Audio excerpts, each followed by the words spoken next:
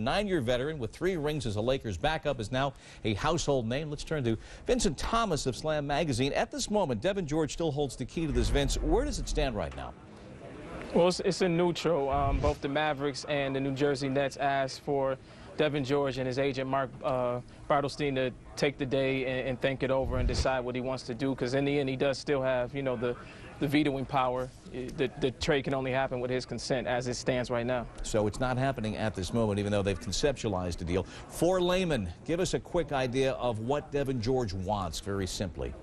Well, Devin George this is his second season with the Dallas Mavericks. He makes about $2.8 million. At the end of the season, if he re-signs with Dallas, or if Dallas signs and trades Devin George, because of his early bird rights, they can re-sign him for 175% of his current contract, or, you know, for the NBA average salary, which is about $5.5 million, and it won't count against their salary cap.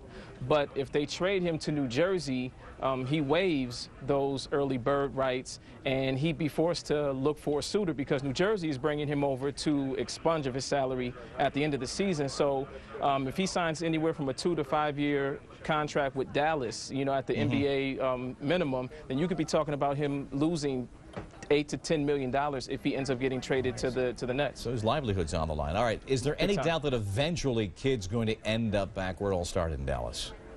I mean, there's some mercurial variables here, but when a trade is this far along in the process, you would like to think that it's going to get done somehow, some way. And what will he bring to them? Is he the guy that's going to get them over the hump? In today's West, you never know, but, you know, Dallas has been contending for about 3 years now, and they haven't gotten over the hump.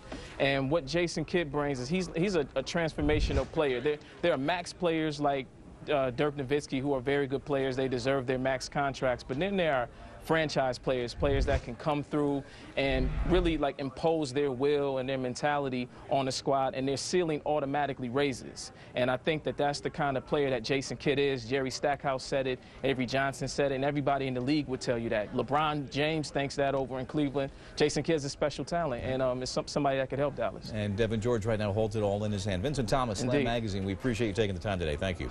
Thanks, Bob. All right, coming up, our centerpiece, and the single most popular